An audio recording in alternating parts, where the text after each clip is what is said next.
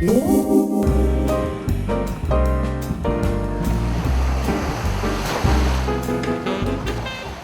Beach, home of serene beaches, eternal sunshine, and all kinds of life. It's no surprise that it makes for the perfect setting for art and culture to thrive.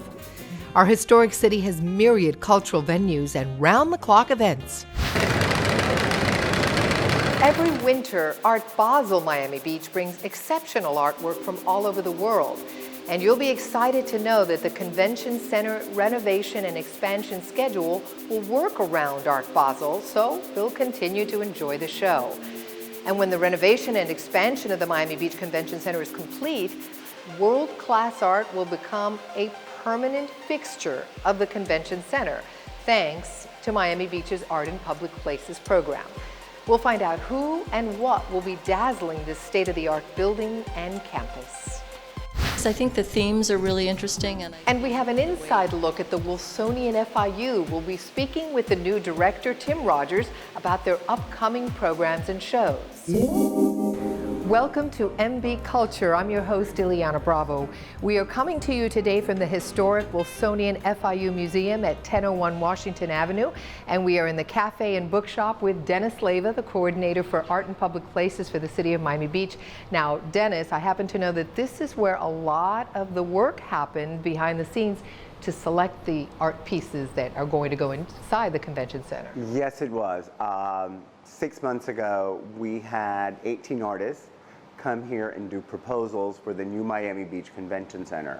The biggest call to artists ever held in Miami-Dade County. Over 500 internationally recognized artists applied. Wow. We were overwhelmed, overjoyed. I could not believe the quality of the people that were proposing projects for our community and our city and the convention center. Everyone was here. We had 3 days. They did their proposals before a professional advisory committee, and we had staff from different disciplines at the city also present. And tell me, why so hot? Why so global that they want to be in the Miami Beach Convention Center? Well, you know, everything in Miami Beach blows up. We don't do things here low-key, nothing. Everything on the beach is on steroids. And you know, you have Art Basel. What better location for these artists to have their works permanently exhibited before the international art world? I mean, you know, location, location, location, that is the location for an international artist to be at. So ultimately, how many pieces were chosen and what did it come down to select? We had 6 that were selected, but I think what's most important, every piece is a site-specific work that speaks on many different levels to who we are as the city of Miami Beach, where we are in the location of South Florida, and how Miami Beach is placed globally.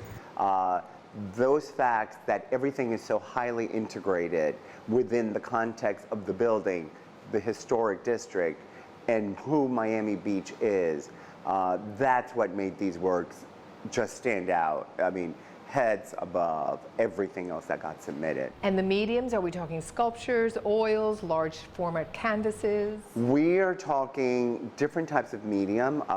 We are going to have 2 sculptures in the exterior. We are going to be having 3 murals, 2 outside, 1 inside. And then we're going to have a text and neon work called Located World Miami Beach by world-renowned artist Joseph Kasuth, who is from the 60s. And Joseph was one of the people that invented neon light, invented text art. So when you hear about Jenny Holzer, etc., other text artists today, Joseph was the father of that. And his project to me is very special. It's titled Located World Miami Beach. And basically what he did, it's in the West Lobby, which now there's only 1 lobby for the convention center. The concept is Miami Beach is the center of the world. And then he selected more than 2,000 cities that, depending on how far they are from us, it's the size of the font, and they are sprayed throughout the walls. So you have a medium that Miami Beach is very well known for, neon. He was the father of neon art. And the concept of a convention center with cities from all over the world. I love the project the most. It's obviously my favorite. You're going to be looking for your city. You're going to be walking into that convention center. You're going to see if your city got selected. And from an art conceptual perspective, the whole located world, convention center, tourism, it adds so many layers of a public art project. Tell me why art in public places is so essential to the heart and soul and the culture of a city. We take it seriously here on Miami Beach.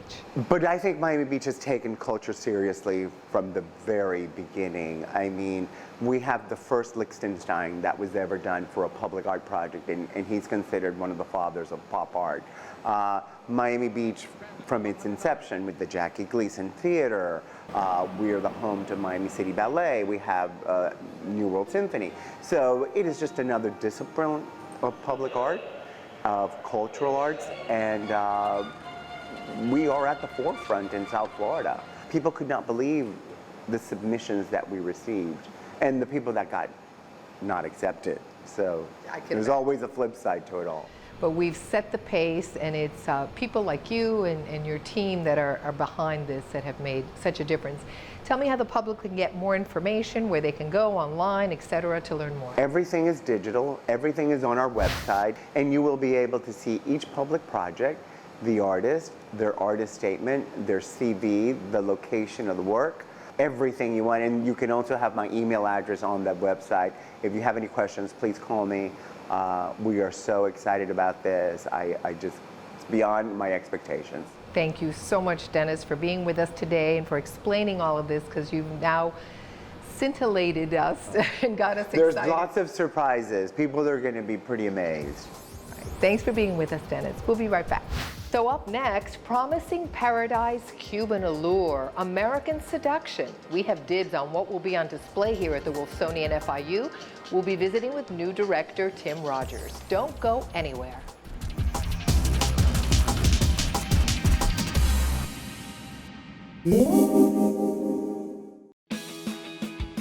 When I was a little guy, I would always come here to the movies. Absolutely fantastic, marvelous. I used to have to go down either to South Beach if I was going to stay on the beach. Now I have a North Beach option. We need this kind of theater. O Cinema has been around now since 2011. In 2014, there was an introduction by local filmmaker John Kane to the city of Miami Beach regarding the Byron Carlisle Theater. It was a kind of a perfect marriage between the city of Miami Beach, the desires to reinvigorate North Beach with cultural programming 7 days a week, and what O Cinema does is just bring first-class, independent, foreign, and art films into neighborhood movie theater settings. We were here last week, and we loved it. Back this week.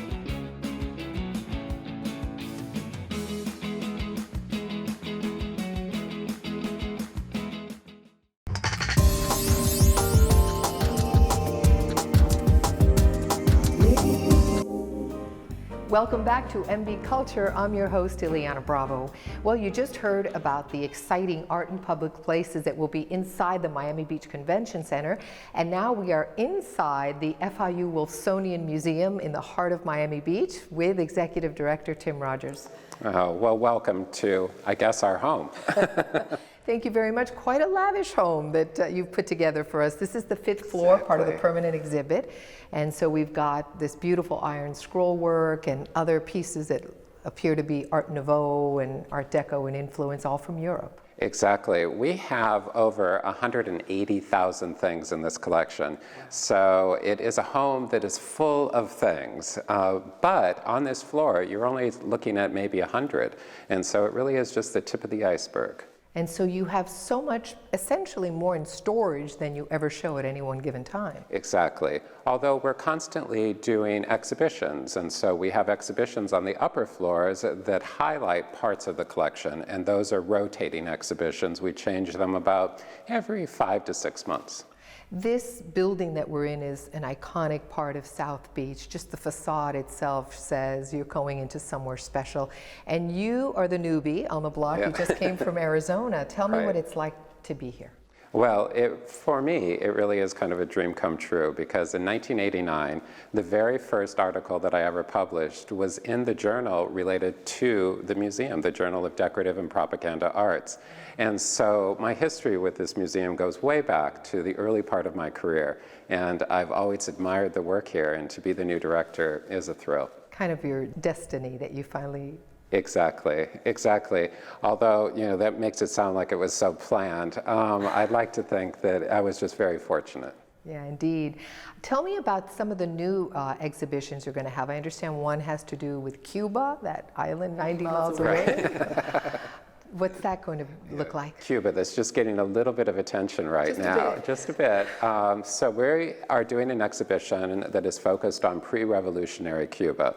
And so we're looking very specifically at a time period where there was a great deal of exchange between the United States and Cuba.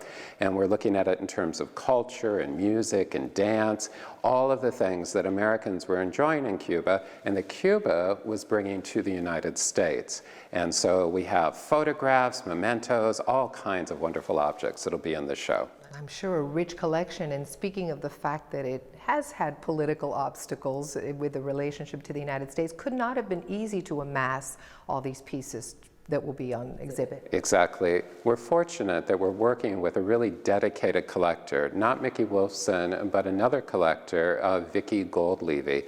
And Vicki has given the bulk of her Cuban collection to the Wolfsonian. And so that's what we're going to have on display here. She buys things really around the world, often through the internet. And so you'd be surprised what comes from Russia or Europe. It's amazing how things go out and have a life of their own. Interesting. So in a sense, she too is a curator, which leads us to the conversation about how many curators do you have to put this together for this museum, and what exactly do they do? Exactly. Well, that's a very good question. We have 3 curators, but it is part of a larger team. It really almost takes a village to create an exhibition. And our curators are the people who are involved with selecting objects for the exhibitions. As I mentioned earlier, we have 180,000 things in the collection, and in any exhibition there might be 100 objects at most.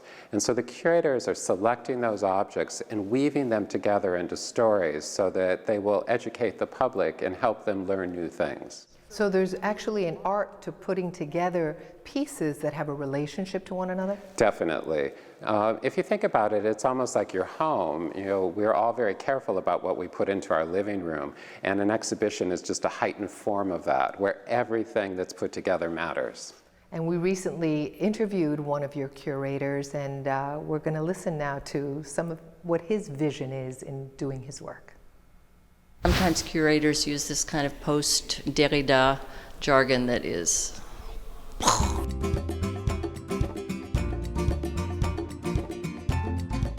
talk about technology, we're talking specifically about a kind of useful knowledge. Being a curator, for me, is to be a custodian, not only of objects, but also of the histories that they carry.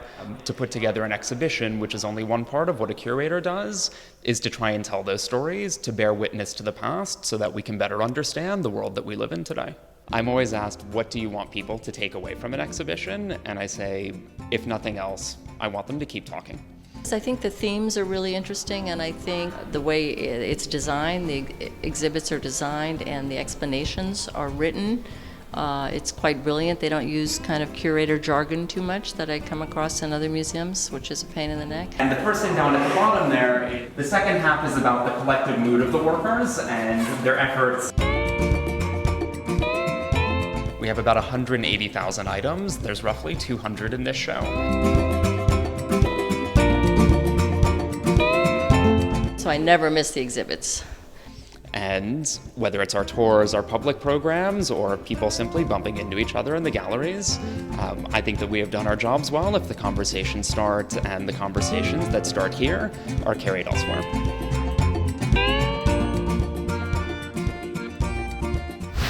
So what do you think, Tim? Did he encapsulate what it's all about? I am so fortunate to be able to work with such talented curators. They're really brilliant people, and the ideas that they come up with continue to surprise me. I think that's why I'm in the field, is because I get to work with such creative people. Well, I don't notice any passion in you. You love what you do, and we love that you're here and you have a team like this to put this together for us. Well, I'm a lucky man. Thank you for being here. Tell us how we can get more information, be it online or where people can go to learn more, because I also know that you have some free Fridays at a certain time. Exactly. So our evenings, Friday evenings, are free to the public, and so I strongly encourage them to come out and visit the Wolfsonian. The Cuba show will be opening May 6th, and so I encourage people to come either to one of our opening events or come see the exhibition after it's open. And you can always look for us online at www.thewolfsonian, and it'll lead you where you need to go. Great. So it'll be the perfect TGIF with art. Exactly. Thank you, Tim Rogers, for being with us, and we'll be right back. When we return, what art program takes art classes outside of Miami Beach and ends back with an art show inside the Miami Beach Regional Library? The answer when we come back. Stay tuned.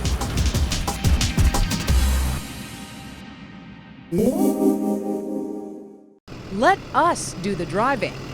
Miami Beach's free trolley system is a step forward in improving mobility throughout the city. The North Beach trolley service begins October 29th. The North Beach route includes numerous stops between Indian Creek and Normandy Drive and connects to several Miami-Dade Transit bus routes. The Miami Beach trolley operates 7 days a week from 8 a.m. to midnight, with stops every 10 to 15 minutes. Download the Miami Beach eGov app to track the trolley, and for more information, visit miamibeachtrolley.com. El tráfico está insoportable. A veces estacionarse es una pesadilla. Tome el control y diga, usamos la bicicleta. Pedalea nuevos carriles dedicados pintados en un verde brillante. ¿Llegó su destino? Use las rejillas dedicadas a bicicletas disponibles por toda la ciudad para bloquear con seguridad su bicicleta. No asegure su bicicleta en un árbol, poste o señal de stop y pedalea hasta el Departamento de Policía de Miami Beach para registrar su bicicleta o visítenos en la web. Miami Beach, llegó la hora de pedalear.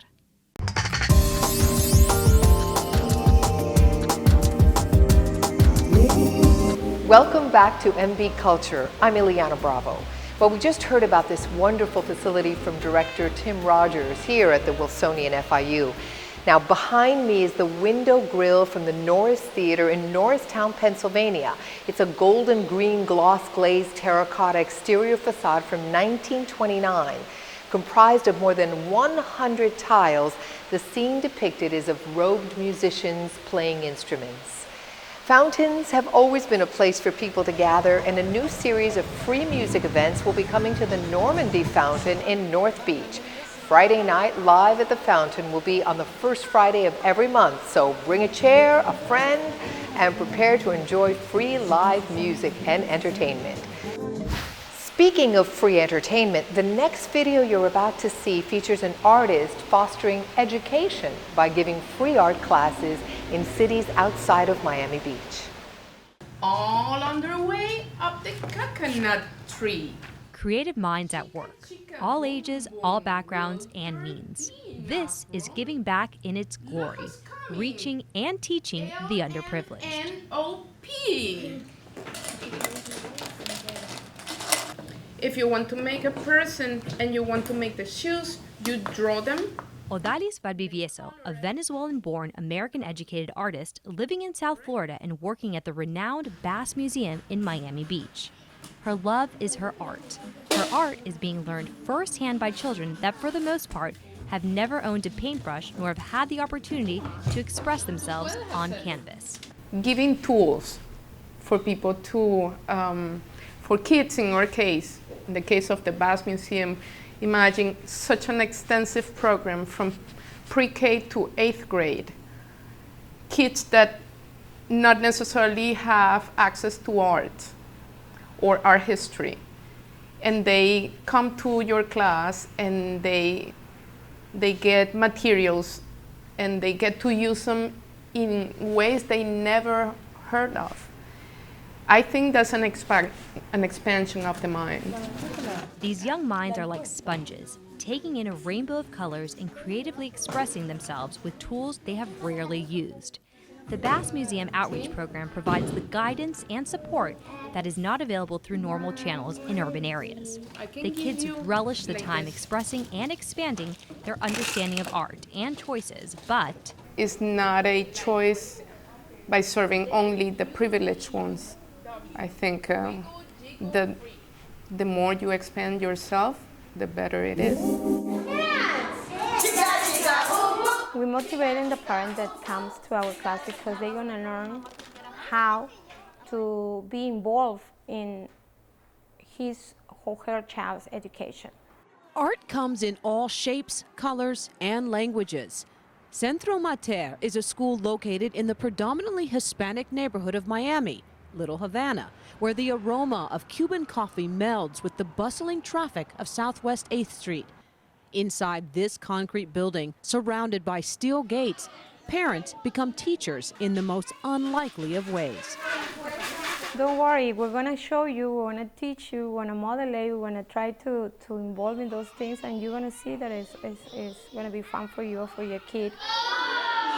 On any given day, young couples and single moms alike come to hone their artistic talents and develop a parent-child bond that can only come from the purest form. This program is courtesy the Bass Museum, well known for its community outreach efforts. Several dozen inner-city families attend this program, which includes hands-on design and paint instruction taught by artists and teachers. We welcome the parents with their children to be part of a major teacher in their lives. There's the number one teacher, is a parent. The final phase of the program is an award show in the heart of Miami Beach, with hundreds of children from all over South Florida showing off their hard work. We just witnessed the power of art in the community and how it brings families together. The Bass Museum of Art continues to offer free programming inside the Miami Beach Regional Library, such as Bass Babies and the Ideas at Bass. Visit bassmuseum.org for more details. Now stay tuned to find out about the array of venues and happenings in Miami Beach when we come back.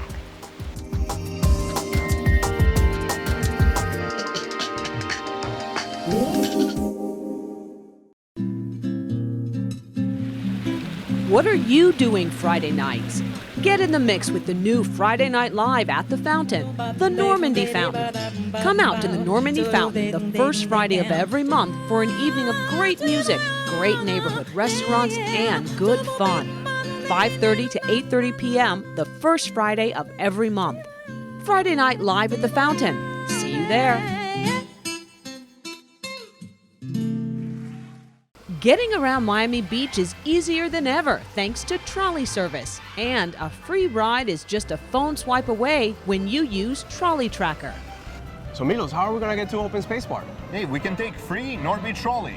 Oh, you're absolutely right. I just wondered what time is the next trolley coming. Well, you can see it in the mobile application. Oh, do you have it installed? Absolutely, I have it in my phone. Just download the Miami Beach eGov app onto your smartphone and click on Trolley Tracker.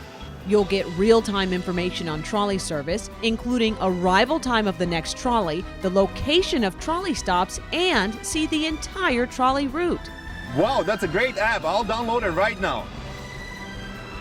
Hey, I think there's a trolley coming right now. With Trolley Tracker, everything you need for a smooth ride is right at your fingertips. Simply go to your app store to download the eGov app to your phone.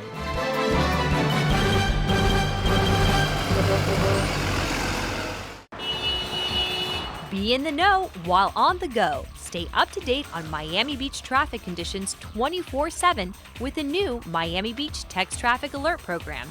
It's easy. Text MB Traffic to 91011 and traffic alerts in Miami Beach will come right to your phone. Traffic, closures, construction, updates anytime, anywhere. MB Traffic to 91011. Text now.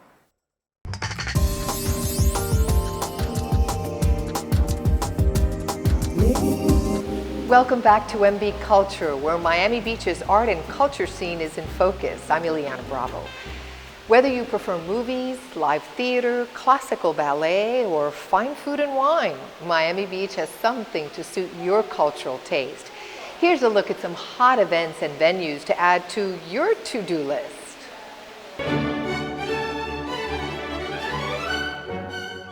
Since its inaugural concert in 1988, the New World Symphony has been heard in such prestigious venues as New York's Carnegie Hall and Paris's Bastille Opera. But home has always been here in Miami Beach. First, the Lincoln Road Theater, and then, in 2011, the Symphony's new Frank Gehry-designed home on 17th Street opened to much fanfare. I'm glad that your first impression of New World is to hear our fellows play. They tell our story best. The players, both as musicians and as individuals, they're going to become leaders in the orchestras and the communities where they will work and live, and we prepare them to do that. Working under the artistic direction of New World Symphony's founder Michael Tilson Thomas, these young men and women perform a variety of public concerts during their time in Miami Beach. It's beautiful. I love the entire city. All the people are very nice. And where else can you go sit on the beach every day, come play great music? To catch a concert, log on to nws.edu today.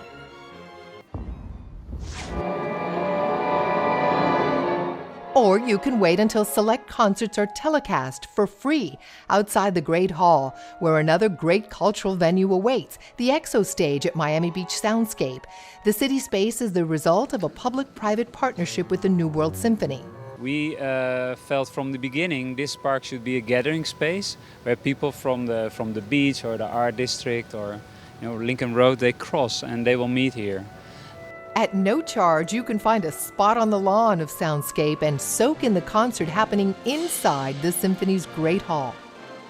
We've incorporated not only over 30 microphones inside the hall, over 170 loudspeakers in the park space, and we're recreating the environment of the hall in the park.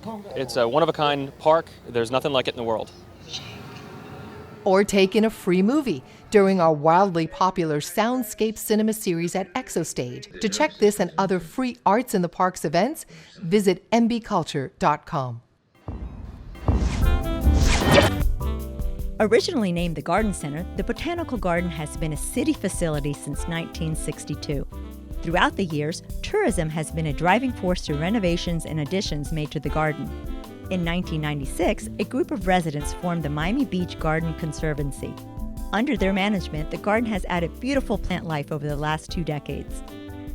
Although beautiful, the garden still lacked a wow factor. With the vision and expertise of landscape architect Raymond Jungles, the $1.2 million renovation was completed in 2011. It overhauled the landscape with expansive water gardens and increased the amount of Florida native species and diverse collection of flowering trees, palms, cycads, orchids, and bromeliads. We just received an award presented to Raymond and the garden by the Florida chapter of the American Society of Landscape Architects. Sandy Shapiro, Executive Director for the Botanical Garden, explains the welcoming feeling of the garden. We encourage people to come by, have a walk around, bring your picnic, enjoy our great lawn. We have some new additions and some lawn games that we'll have available for people, and just enjoy the garden itself. And we love it when you stop by. You've got plants here that I've never seen before, and so enjoyable to walk around. The new renovation has made the garden more desirable to host many programs and activities.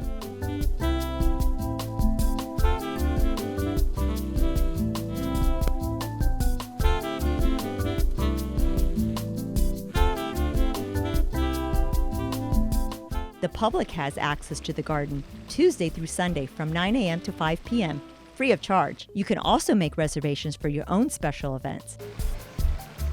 To find out more, visit mbgarden.org.